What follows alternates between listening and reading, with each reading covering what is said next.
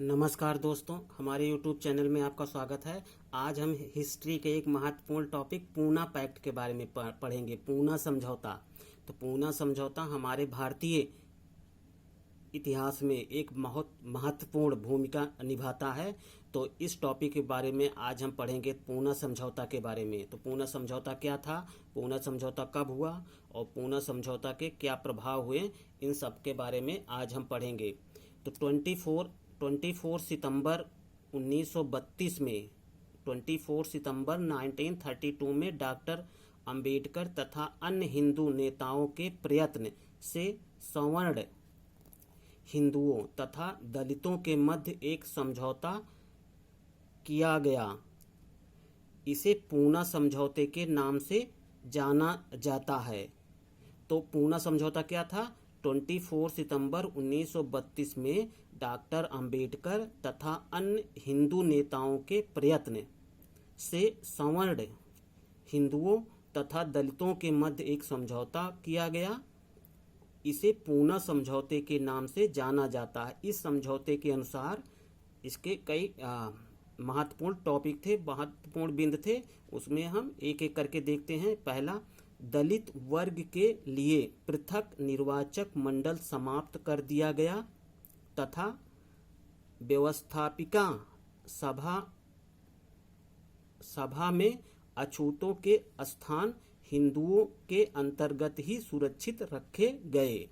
पहला क्या था? दलित वर्ग के लिए पृथक निर्वाचक मंडल समाप्त कर दिया गया तथा व्यवस्थापिका सभा में अछूतों के स्थान हिंदुओं के अंतर्गत ही रखे गए। दूसरा देखते हैं, प्रांतीय विधान मंडलों में दलित वर्गों के लिए 147 सीटें आवंटित की गई, जबकि सांप्रदायिक पंचायत में उन्हें 71 सीटें प्रदान करने का वचन दिया गया था। थर्ड देखते हैं, मद्रास में 30, बंगाल में 30, मध्य प्रांत एवं संयुक्त प्रांत में 20-20, बिहार एवं उड़ीसा में 18, बम्बई एवं सिंध में 15, पंजाब में 8 तथा असम में 7 स्थान दलितों के लिए सुरक्षित किए गए। एक बार फिर से देखते हैं, मद्रास में 30, बंगाल में 30, मध्य प्रांत एवं संयुक्त प्रांत में 20-20, बिहार उड़ीसा में 18, बम्बई एवं सिंध में 15, पंजाब में 8 तथा असम में 7 स्थान दलितों के लिए सुरक्षित किए गए।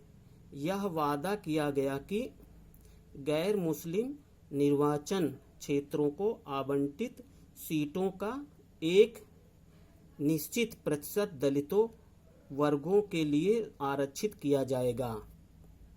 यह वादा किया गया कि गैर मुस्लिम निर्वाचन क्षेत्रों को आवंटित सीटों का एक निश्चित प्रतिशत दलित वर्गों के लिए आरक्षित किया जाएगा। नेक्स्ट, केंद्रीय विधानमंडल में दलित वर्ग को प्रतिनिधित्व देने के लिए संयुक्त निर्वाचन की प्रक्रिया तथा प्रांतीय विधानमंडल में प्रतिनिधियों को निर्वाचित करने की व्यवस्था को मान्यता दी गई। नेक्स्ट, दलित वर्ग को सार्वजनिक सेवाओं तथा स्थानीय संस्थाओं में उनके शैक्षणिक योग्यता के आधार पर उचित प्रतिनिधित्व देने की व्यवस्था की गई।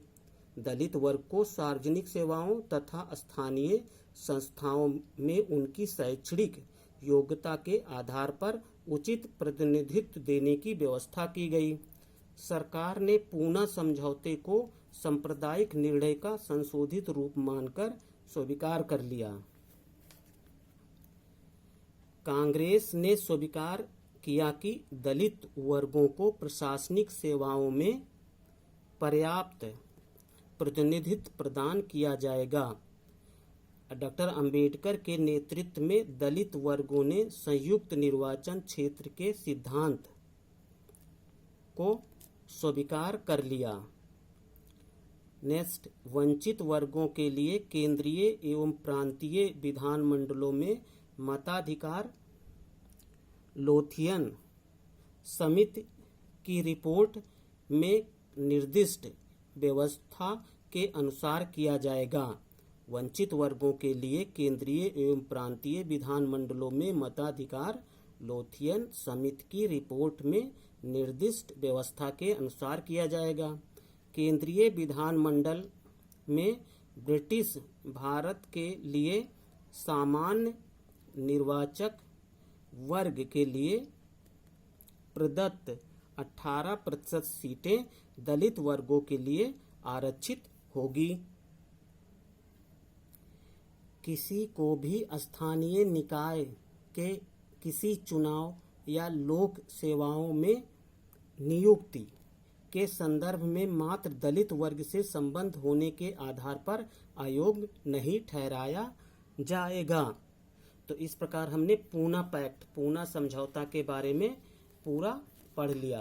तो आशा करते हैं कि आपको ये टॉपिक समझ में आ गया होगा और इसको आप 1-2 बार पढ़ेंगे तो आसानी से पूरा समझ में आ जाएगा और याद हो जाएगा। धन्यवाद।